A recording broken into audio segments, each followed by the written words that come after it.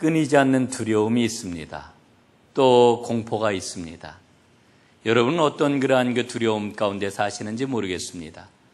얼마 전에 그 경향신문을 보았더니 사람들이 느끼는 그러한 그 공포에 대해서 아주 특집 기사를 이렇게 작성을 한 것을 보았는데, 거기에서 사람들이 느끼는, 일상에서 느끼는 공포들을 소개를 하고 있었습니다. 여러분들에게 한번 소개를 해드리도록 하겠습니다. 첫째, 카드값입니다. 지난달 여행을 다녀왔는데 즐길 때는 너무너무 달콤했는데 명세서를 받아보니까 손이 덜덜 떨리는 겁니다. 아니, 웬 카드 대금이 이렇게 많이 나왔을까? 계산기를 두드려보지만 피도 눈물도 없는 카드사의 계산은 한치의 오차도 없습니다. 두 번째는 바퀴벌레입니다. 어떤 사람에게 바퀴벌레는 보기만 해도 소름이 돋는 혐오 동물이지요. 물론 중국 사람들은 이 바퀴벌레마저도 요리를 해 먹는다고 이야기를 하긴 합니다. 세 번째 공포가 있습니다. 야근입니다. 30대 워킹맘에게 야근은 엄청난 공포입니다. 부장님의 눈치를 보는 것도 공포이지만 더 두려운 것은 어린이집 선생님 눈치를 보는 겁니다. 네 번째 공포가 있습니다. 40대 엄마에게 중학생 딸이 공포입니다. 사사건건 대드는 딸 아이는 감당하기 어려운 공포입니다. 더군다나 딸에게 좋은 부모가 되고 싶은 마음이 강할수록 그 공포는 더욱 커지는 거지요. 그래서 옛 어른들이 자식이 제일 무섭다고 했구나라고 하는 말이 실감이 난다고 그럽니다. 다섯 번째 공포가 있습니다. 50대 남성에게 탈모입니다. 탈모. 아침마다 베갯머리에 묻어나는 머리카락은 공포 그 자체입니다. 이러다가 우리 딸 아이 결혼식장에 대머리로 들어가는 건 아닐까? 이런 걱정을 하게 되는 거지요. 여섯 번째 공포 역시 50대 남성 이야기입니다. 등록금이 큰 공포입니다. 두 아들이 사립대 공대를 다니고 있는데 등록금이 한 학기에 1,000만 원 가까이 나왔습니다. 과연 우리 아이들 대학 졸업은 시키고 퇴직할 수 있을까? 자다가도 벌떡벌떡 잠이 깬다는 겁니다. 여러분, 이 이야기를 들으면서 참 많은 생각을 하지요. 어떤 사람에게는 가벼운 일상이, 어떤 사람에게는 무거운 인생의 짐입니다. 또 어떤 사람에게는 별것 아닌 문제가 인생을 좌우하는 심각한 문제가 어떤 사람에게는 될 수가 있습니다. 여러분, 오늘 저는 모든 사람들이 이거야말로 진짜 인생의 어렵고 무거운 두려운 문제다, 공포를 가져오는 문제다, 이런 이야기를 하지 않으려고 합니다. 그런 이야기를 하지 않아도 공포와 두려움 없이 살아가는 인생은 하나도 없다는 것을 우리는 잘 알고 있기 때문에 그렇습니다. 여러분, 이렇듯 문제 가운데 살아가는 우리 인생에게 복음은 과연 무엇일까 생각을 해봅니다. 여러분, 복음이 뭘까요? 영어로 복음은 good news 혹은 gospel이라고 하는 이와 같은 단어를 사용합니다. 복된 소식입니다. 교리적으로 정의를 내리면은 예수 그리스도가 인류에게 가져다 준 구원에 관한 좋은 소식, 이게 바로 복음입니다. 복음을 저는 한마디로 이렇게 정의를 내리고 싶습니다. 인간 문제에 대한 솔루션, 이게 복음입니다. 인간 문제에 대한 솔루션. 여러분, 우리가 우리의 삶을 돌아보면은 어느 시대에나 인생 문제를 해결하려고 하는 솔루션이 있었습니다. 어떤 사람은 돈을 통한 솔루션을 찾았습니다. 어떤 사람은 권력을 통한 솔루션을 찾았습니다. 어떤 사람은 지식을 통한 솔루션을 찾고 어떤 사람은 인간관계를 통하여 솔루션을 찾으려고 했습니다. 언제나 인생 문제를 풀려고 하는 인간의 최선의 노력들이 있어 왔습니다. 여러분, 이걸 우리는 세속적인 솔루션이라고 이야기할 수 있습니다. 그런데 이런 세속적인 솔루션이 아니라 진정으로 인간의 근본적인 문제를 해결해 주고 우리에게 진정한 인생의 가치를 가져다 주는 영적인 솔루션이 있습니다. 여러분, 이 솔루션이 과연 어떤 것일까요? 저는 오늘 먼저 예수님이 이 땅에 복음을 가지고 오셨을 때에 그 상황을 한번 돌아보았으면 좋겠습니다. 예수님이 이 땅에 오셨을 때 그 당시에는 어떤 솔루션이 있었습니까? 유대인들에게 가장 큰 솔루션은 유대교였습니다. 그런데 유대교를 들여다보면은 유대교 안에도 다양한 솔루션이 있었던 것을 우리는 보게 되지요. 제일 첫 번째로는 율법 조항을 잘 지키면은 하나님의 날이 임하게 될 것이다. 그래서 율법 조항을 하나도 남김없이 절대로 빠뜨리지 말고 잘 지켜야 된다, 이렇게 주장을 했던 바리새파 사람들이 있었습니다.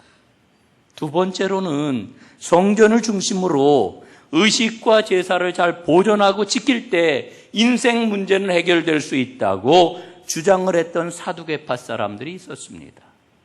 또 다른 주장도 있었습니다. 절제와 금식, 은둔과 수도 생활을 통해 가지고 하나님께 가까이 나아갈 수 있다, 이 경건 생활을 주장했던 에세네파 사람들도 있었습니다. 그런데 보다 현실적이고 보다 과격한 주장을 하는 사람들도 있었지요. 하나님의 나라는 현실적인 왕국이다. 이 하나님 나라를 이루기 위해서는 그 왕국을 이루기 위해서는 무력 사용도 마다해서는 안 된다. 열렬하게 투쟁을 함으로써 하나님 나라를 이룰 수 있다고 생각한 열심당원 젤롯당파 사람들도 있었습니다. 그런데 중요한 것은 이와 같은 여러 가지 유형의 유대교 솔루션은 진정한 해답이 되지 못했다라고 하는 겁니다. 오히려 백성들의 삶을 더욱더 절망 가운데로 밀어넣는 족쇄가 되었던 거지요. 이런 상황 속에서 예수님은 이 땅에 오셨습니다. 그리고 예수님은 이렇게 선포하셨습니다. 때가 찼고 하나님의 나라가 가까이 왔으니 회개하고 복음을 믿어라.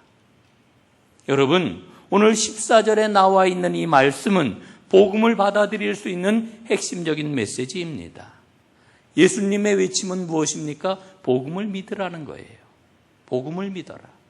복음을 믿는 것이 우리 인생의 문제를 해결하는 길이라고 이렇게 말씀을 하는 거예요. 그런데 이 복음을 믿기 위해서는 반드시 세 가지를 먼저 알아야 된다는 겁니다. 그 세 가지가 무엇입니까? 첫째는 때를 알고, 둘째는 하나님 나라를 알고, 셋째는 회개를 알아야 된다, 이렇게 말씀을 해주고 있는 거지요.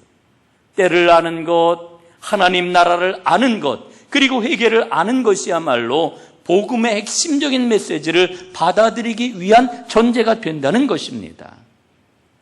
여러분, 오늘 예수님 말씀하시잖아요. 때가 찼다. 때가 찼다. 여러분, 오늘 예수님이 선포하신 첫 마디, 이 때가 찼다라고 하는 말, 이 때는 우리가 매일매일 일상에서 경험하는 그러한 그 시간을 말하는 게 아닙니다. 예수님이 말씀하고 있는 이 때는 우리의 일상과 구별이 되는 하나님의 시간을 말하는 것입니다.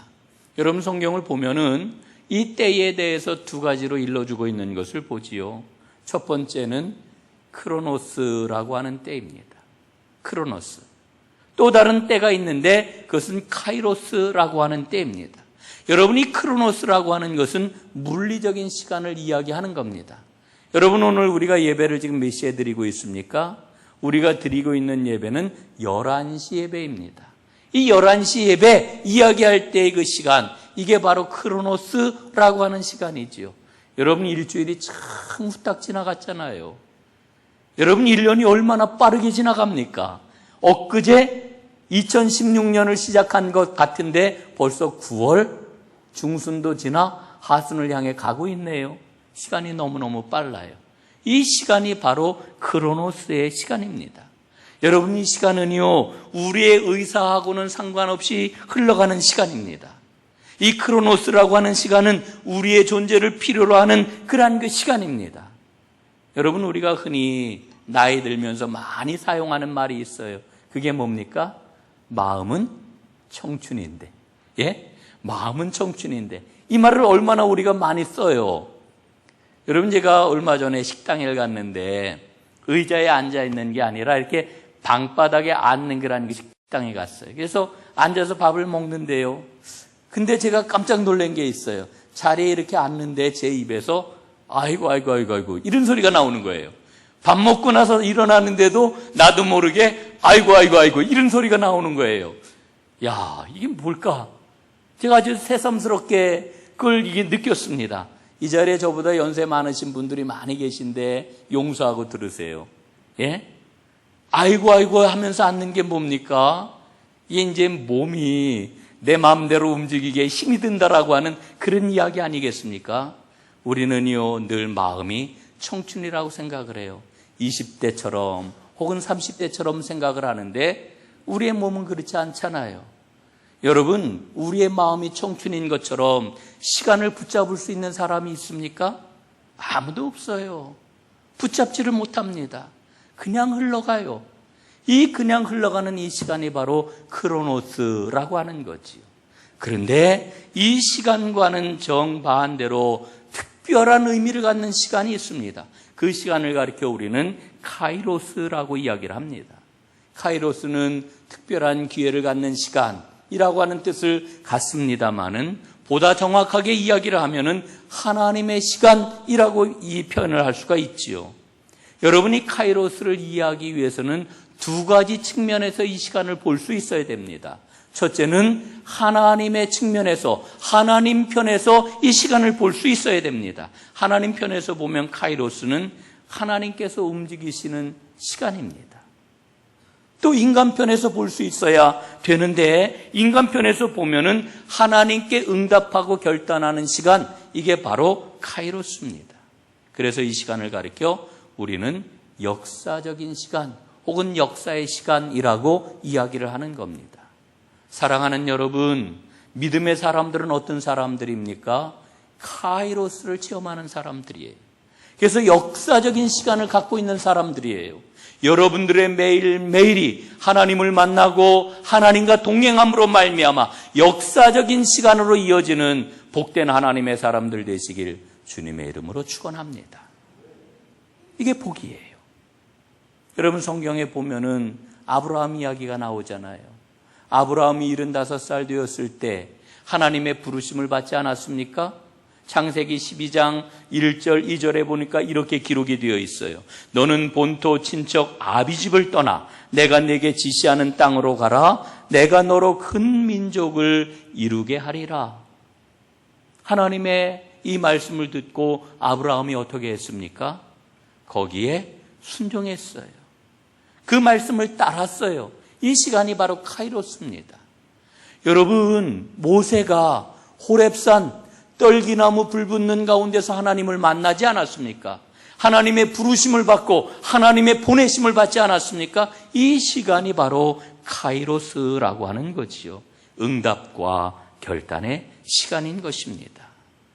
여러분, 그리스도인들은 누구나 할 것 없이 이 카이로스의 시간을 살아야 됩니다. 그런데 이 카이로스의 의미를 설명하는 또 다른 측면이 있어요. 그건 어떤 거냐? 기다림입니다. 기다림. 여러분은 아마 그 이야기를 한두 번은 들으셨을 것 같아요. 이 데일 카네기 사무실에 걸려 있었다고 알려지는 그 그림 이야기인데요. 썰물 때에 배가 바다 위에 탁 그냥 그 철퍼덕 있는 그 그림 이야기, 여러분 아마 들어보셨거나 보셨으리라고 생각을 합니다. 물이 빠져나간 황량한 바닷가에 배 한 척이 을씨년스럽게 놓여 있는데 그 그림 밑에 이런 글귀가 쓰여 있었지요. 이런 내용입니다. 반드시 밀물 때가 온다. 반드시 밀물 때가 온다. 여러분, 인생의 밀물 때가 온다는 것을 믿고 기다리며 살아가는 사람, 이 사람이 바로 하나님의 때를 아는 사람이에요. 그걸 기다릴 줄 아는 사람이 바로 카이로스의 사람이에요.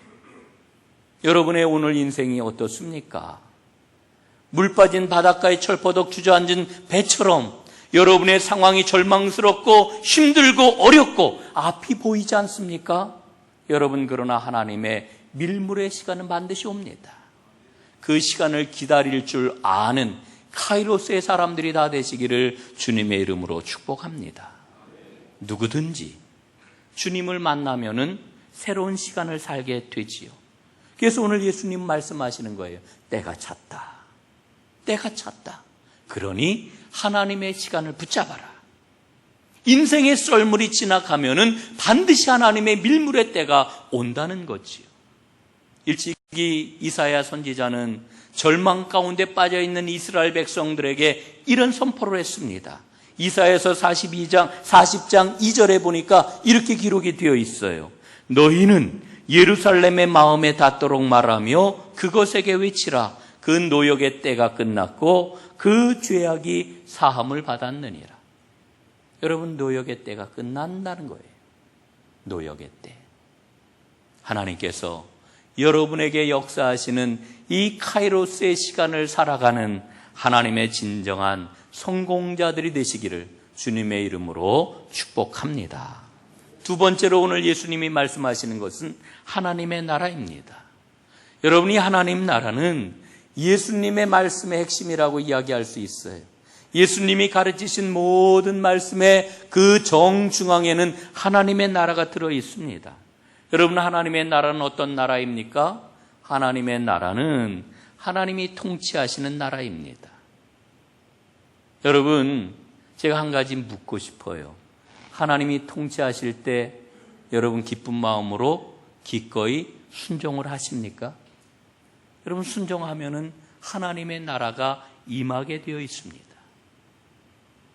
순종을 이야기를 하면은요, 우리 모든 믿음의 사람들은 순종 잘한다고 생각을 해요. 왜냐하면은 순종이 얼마나 강조가 됩니까? 성경 말씀을 읽으면 계속해서 순종 이야기가 나오잖아요.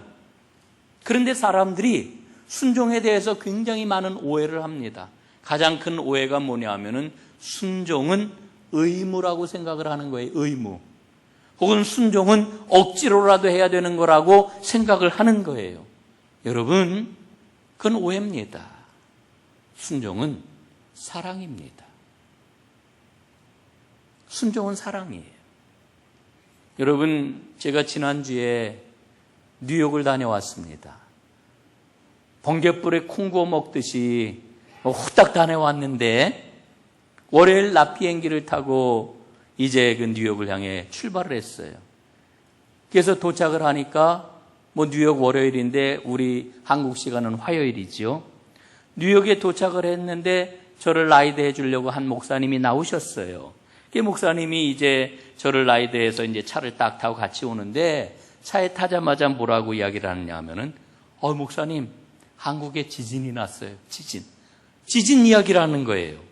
지진이 어디에서 났는지, 지진이 규모가 어떠했는지, 지진의 피해가 어떠한지, 사람들의 반응은 어떠한지 얼마나 저에게 자세하게 브리핑을 해주는지, 한국에 지진이 났구나.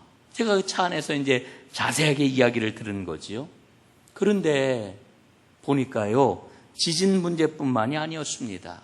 미국에 살고 있는 이 교포들이 얼마나 한국 상황에 대해서 깊은 관심을 갖고 있는지 몰라요. 정치적인 상황, 사회적인 이슈, 그리고 사회적으로 유행하는 트렌드, 심지어는 제일 즐겨보는 그런 그 TV 프로그램과 드라마가 뭔지 그냥 속속들이 꿰고 있더라고요. 야, 나보다 정말 한국 상황에 대해서 더 잘 알고 있구나, 제가 깨달았습니다. 여러분, 이게 도대체 뭘까요? 제가 깨달았어요. 이게 사랑이고 이게 조국에 대한 관심이로구나. 여러분 보십시오. 사랑과 관심이 순종을 가능하게 하는 거예요. 아주 오래된 이야기 하나 들려드릴게요. 1964년도 이야기니까 아주 오래된 이야기죠. 제가 태어나고 나서 얼마 안 있어, 몇 년 안 돼서 이야기인데, 이스라엘과 주변 아랍 국가 사이에 6.1 전쟁이 일어났습니다. 6.1 전쟁이 일어나게 되자 미국에 살고 있던 이스라엘의 청년 학생들이 대거 공항으로 몰려들었다는 거예요. 여러분, 이 청년 학생들이 왜 공항으로 달려갔을까요? 자기의 조국, 전쟁이 난 조국 이스라엘로 돌아가기 위해서였습니다. 여러분, 이스라엘의 지정학적 위치라고 하는 것은 주변 모두 다 아랍 국가들이잖아요. 얼마나 불리한 그런 그 지정학적 위치를 갖고 있습니까? 그런데 전쟁 이름에서도 밝혀졌듯이 그 전쟁이요, 이스라엘의 대승으로 끝났어요. 그것도 6일 만에 큰 승리를 거두면서 끝났어요. 여러분이 전쟁의 승리를 거두었던 요인이 어디에 있었을까요? 저는 조국을 사랑하는 이스라엘 젊은이들의 뜨거운 애국심 때문이었다고 저는 생각을 해요. 여러분, 순종은 사랑이 없으면 불가능한 일입니다. 만약에 오늘 우리가 하나님 앞에 순종하고 있다라고 하면은 그 사람은 틀림없이 하나님의 사랑 가운데 살아가는 그와 같은 사람일 것입니다. 결혼한 부부를 한번 생각해 보세요. 젊은 부부. 여러분, 만약에 두 사람이 서로 사랑하지 않는다라고 하면은 남편에 대한 아내의 요구가 얼마나 힘들고 어려운 일일까요? 요새 그 나이 드신 권사님들은 우리 젊은 청장년들 보면서 그런 이야기 종종 해요. 요새 하여간 우리 남편들 너무 안 됐다는 거예요. 예? 너무 안 됐다는 거예요. 정말 안 된 것 같아요. 만약에 아내를 향한 그런 그 사랑이 없다라고 하면은 그거 얼마나 안 되고 힘들고 어려운 일입니까? 예? 반대로 아내에 대한 남편의 요구 역시 사랑이 없다라고 하면은 힘들고 참기 어려운 굴욕일 수 있어요.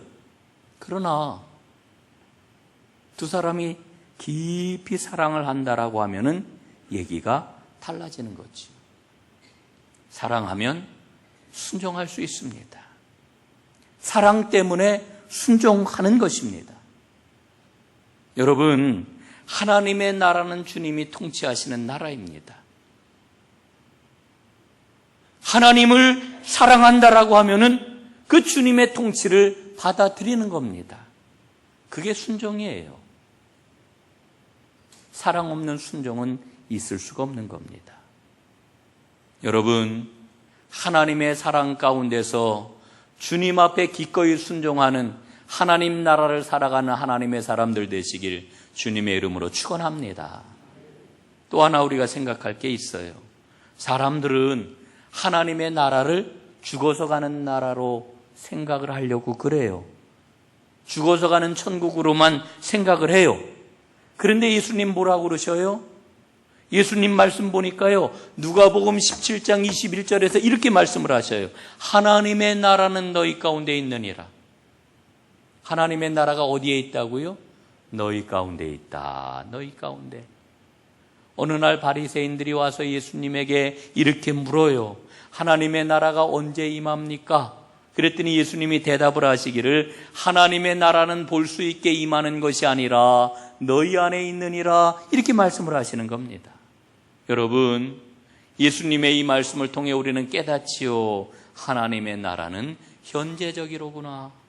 지금 여기 이 자리에 하나님의 때가 임한 줄로 믿고 살아가는 사람들 가운데 나타나는 것, 누릴 수 있는 것, 이게 바로 하나님의 나라로구나.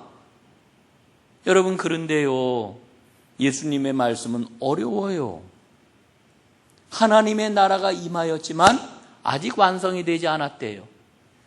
이게 무슨 요상한 얘기인지 모르겠어요. 하나님의 나라가 너희 가운데 임하였지만 그러나 그 나라가 완성된 건 아니다. 아직 완전히 온 것은 아니다. 이렇게 이야기를 합니다. 여러분, 예수님의 이 어렵게 여겨지는 말씀의 의미가 무엇이겠습니까? 쉽게 정리하면 이런 거예요. 미래의 천국에 들어가기 위해서는 오늘 현재의 삶 가운데서 하나님 나라를 맛보면서 살아가야 된다는 거지요. 여러분, 미래 천국을 믿으시지요? 분명히 믿으십니까? 지난주에 우리 고금숙 권사님 장례를 치르면서 우리 고 권사님이 얼마나 천국을 소망하며 살았나. 이런 생각에 제 마음이 뭉클해졌어요. 예? 천국을 온몸으로 살아내셨단 말이지요. 여러분, 미래 천국은 오늘 천국을 맛보지 않는 사람에게는 거짓입니다. 오늘 천국을 맛보지 못하는 사람에게 미래 천국이란 허상입니다. 여러분, 오늘 우리가 천국을 맛보지 못하는 것은 미래 천국을 믿지 않기 때문이고요. 예? 오늘 천국을 맛보지 못하기 때문에 미래 천국이 우리 가운데 진정으로 역사하지를 못하는 거예요. 정말 미래 천국을 믿는 사람이라고 하면 오늘 우리 가운데 임한 천국을 맛보아야 합니다. 그럼 어떻게 맛볼 수 있을까요? 어떻게? 하나님의 주권을 인정하고 순종할 때 오늘 천국을 맛볼 수 있어요. 그리고 미래 천국을 향하여 나아갈 수가 있게 되는 거예요. 사랑하는 여러분, 내 생각 가운데서, 내 생활 가운데서, 내 직업 가운데서 하나님의 주권을 인정하시기를 바랍니다.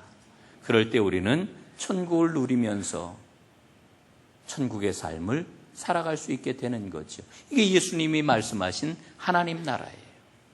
마지막 세 번째로는 회개하라, 이렇게 말씀을 합니다. 회개하라.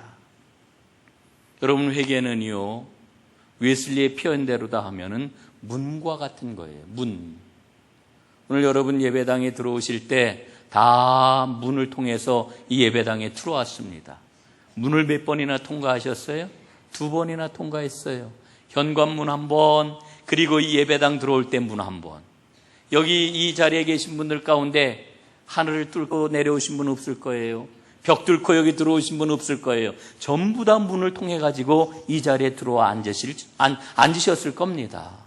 여러분, 회개는 바로 천국을 누리는, 복음을 누리는 문과 같은 겁니다. 이 회개에 대해서 조금 더 자세하게 우리가 살펴보면은요, 세상을 향하여 걷던 발걸음을 완전히 돌이켜서 하나님을 향해 걷는 것, 이렇게 이야기할 수 있습니다. 여러분, 월 하나님께서 인간을 만드실 때 어떻게 만드셨습니까? 하나님을 이 중심에 모시고 하나님과 교통하며 살아가도록 우리를 만드셨어요. 그런데 인간이 하나님 앞에 불순종함으로 죄가 우리 가운데 들어와서 하나님을 밀어내버리고 말았어요. 우리 심령 가운데 하나님이 안 계신 거예요. 대신 누가 있습니까? 내가 자리를 잡았어요. 예? 내가 최고다, 내가 왕이다, 이런 생각을 하면서 살아가는 것 아닙니까? 그러니까 모든 사람들이 다 나 중심으로 살아가는 거예요. 나 이광석 이러면서 살아간단 말이에요.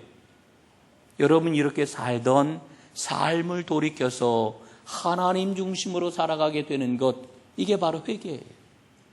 이게 거듭남이에요. 이렇게 거듭나고 이렇게 회개하지 아니하고서는 온전한 복음의 사람이 될 수가 없다는 거예요. 여러분, 회개에는 3가지가 반드시 있어야 됩니다. 그 3가지가 뭐냐? 첫 번째로는 하나님 앞에 내가 죄인입니다, 인정을 하는 지적인 요소가 필요해요. 이런 하나님을 아는 지식이 꼭 필요한 거지요. 2번째로는 자신의 연약함을 인정하는 감정적인 요소가 필요해요. 여러분, 회개해 보신 분들 다 아실 거예요. 회개의 은혜를 체험하신 분들, 눈물을 흘리고 통곡을 하고 가슴을 치면서 하나님 앞에 회개의 그런 그 역사를 이루었잖아요. 여러분, 그때의 그런 그 감정적인 체험, 이거 필요한 거예요. 3번째는 주님을 신뢰하고 주님을 따르겠습니다, 결단하는 의지적인 요소, 이 3가지가 있을 때 우리는 이걸 가리켜 온전한 회개다, 이렇게 이야기를 하는 거지요. 예? 지적인 요소와 감정적인 요소와 의지적인 요소, 이 3가지가 있을 때 이거를 진정한 회개라고 이야기를 합니다. 사랑하는 여러분, 우리는 믿음의 사람입니다. 믿는다라고 하는 것은 맡기는 것입니다. 세상은 우리에게 이렇게 이야기를 해요. 당신이 얼마나 큰 사람인지 보여달라. 당신이 얼마나 대단한 사람인지 증명해봐라. 여러분, 그러나 믿음의 사람들은 내가 의지하는 분, 내가 신뢰하는 분은 하나님입니다. 여러분, 우리 인생의 크기는요, 내 능력에 의하여 결정되는 게 아니고 내가 믿고 있는 그 하나님의 크기에 따라 결정이 되는 겁니다. 여러분 안에 계신 하나님은 얼마만한 분이십니까? 내가 하나님을 의지하면 의지할수록 나는 더욱더 주 안에서 커진다라고 하는 이 믿음을 가지고 살아가시기를 바랍니다. 오늘 예수님 말씀하셔요. 때가 찼고 하나님의 나라가 가까웠으니 회개하고 복음을 믿어라. 이 주님의 말씀 앞에 응답하는 하나님의 사람들 다 되시기를 주님의 이름으로 축원합니다. 기도하겠습니다.